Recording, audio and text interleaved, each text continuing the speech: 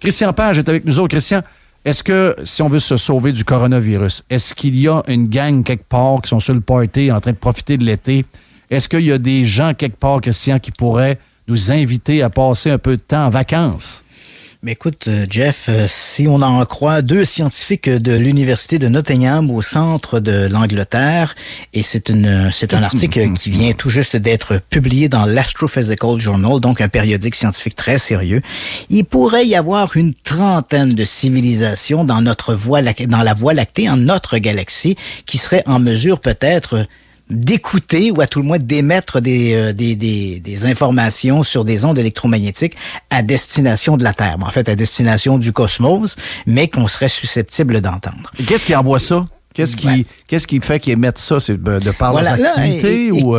Voilà. Là, écoute, on est dans une situation qui est très paradoxale. Tu te rappelles, il y a quelques semaines, je t'avais parlé, voilà que les Chinois vont mettre, à partir du mois de septembre, leur radiotélescope, le deuxième plus grand radiotélescope au monde, au service de cette écoute spatiale, dans l'espoir d'enregistrer ou d'obtenir des communications, détecter des signaux radio qui pourraient être d'origine extraterrestre.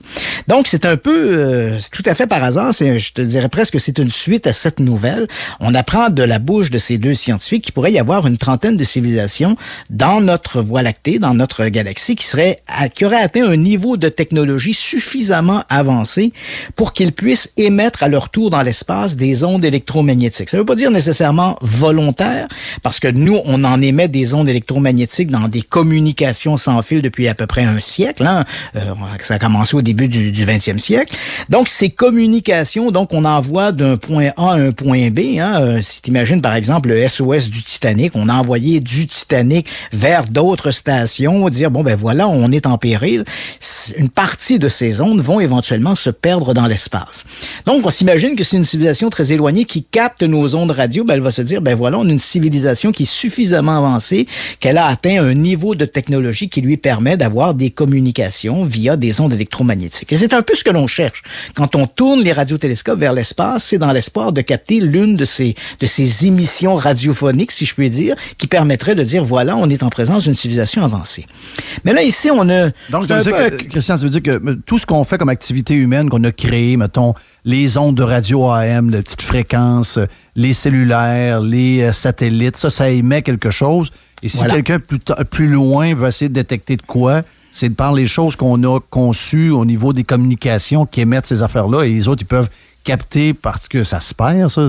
C'est un peu comme à l'infini. Là. On pense qu'il y a un patron de diffusion pour chacune des choses. La réalité, c'est qu'il y a des choses qui se libèrent de ça et qui peuvent être captées. Donc, c'est exactement ça là, qu'on cherche. C'est sûr que le présenter comme ça, c'est un petit peu caricatural, mais les gens comprennent bien, c'est exactement ça. Il y a des longueurs d'onde qu'on va exploiter plus que d'autres, mais ta description, c'est tout à fait ça.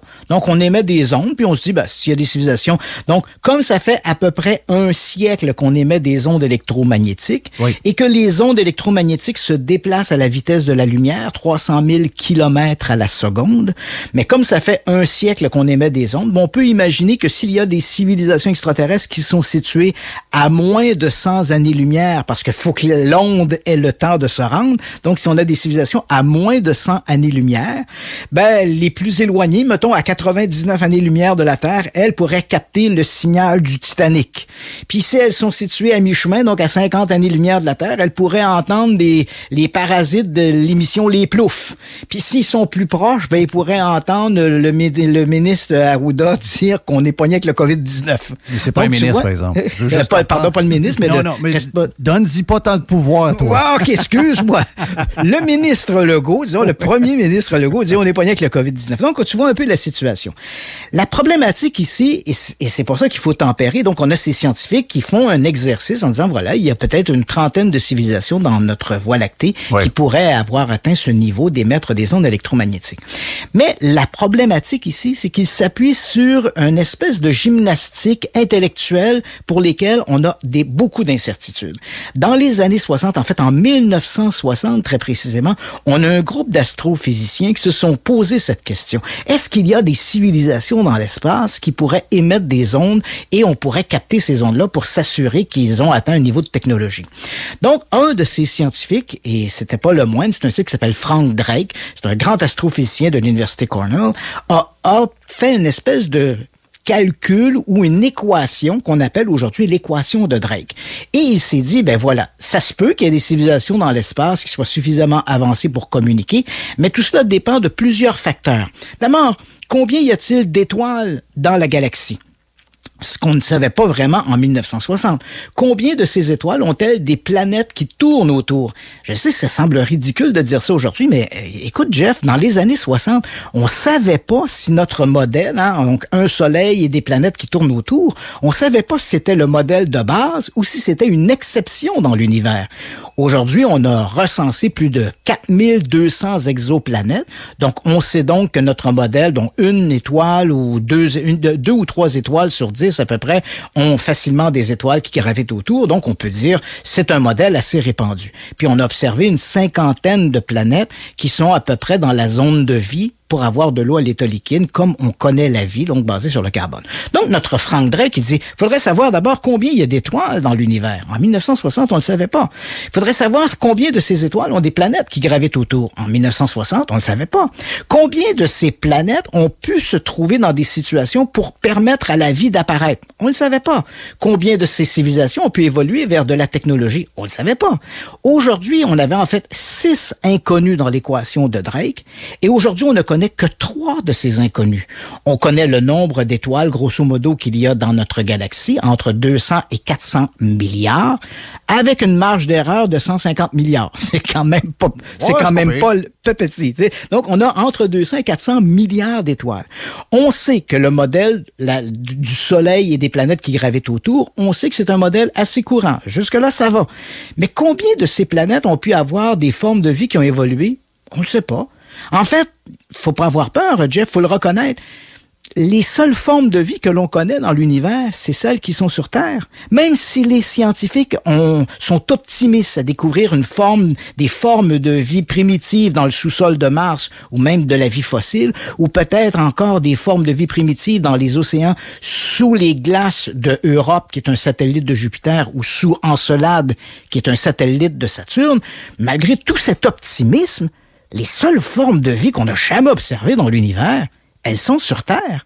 Donc, est-ce que la vie apparaît spontanément ailleurs? On n'en a absolument aucune idée. Peut-être qu'il y en a déjà eu plus que qu'il y en a. C'est peut-être qu'on suit peut-être le même pattern qu'eux. On est en train, tranquillement, pas vite, de s'auto-éliminer. On voit comment on est en train de se déchirer sur à peu près tous les sujets du monde. Oui, tu poses la question également, la forme de vie intelligente. On a la seule forme de vie intelligente que l'on connaisse, c'est la vie qui est sur Terre. Est-ce que l'intelligence est un processus naturel dans l'évolution de la vie ou est-ce que c'est un accident? Oui. On ne le sait pas. Donc, tu vois, on a pris cette équation et là, nos fameux scientifiques font une espèce de calcul un peu, disons, une moyenne en disant, voilà, il pourrait y avoir une trentaine de civilisations dans la Voie lactée qui seraient en mesure d'émettre des ondes électromagnétiques. Mais dans le fond de cette équation, il y a encore 3 grandes inconnues qui fait que, dans le fond, on ne le sait pas. Nous sommes peut-être, nous, sur Terre, la seule forme de vie intelligente qui existe dans le cosmos. Donc, il faut qu'on reste là. Oui, voilà. Donc, on le sait pas. C'est optimiste, c'est fascinant comme recherche de s'imaginer tout ça, mais il faut quand même se dire que s'il y en a, toujours selon le calcul de nos 2 scientifiques de l'Université de Nottingham, la plus proche serait située à 17 000 années-lumière de la Terre. Ouais. C'est quand même loin. C'est-à-dire qu'eux n'ont pas encore entendu notre signal du Titanic. Et si aujourd'hui, au moment où on se parle, cette civilisation qui existe décidait d'envoyer un message radio vers la Terre, il n'arrivera ici que dans 17 000 ans. Ouais. Et si on décide de répondre, ça va prendre un autre 17 000 ans pour qu'ils reçoivent notre réponse. Donc, c'est un peu une communication à sens unique, hein? Faut croire. Dans ce temps-là, tu sais, quelqu'un qui nous dit, ouais, il y a telle affaire. Ouais, OK. Là, c'est vraiment, on est dans la foi, là, plus que dans...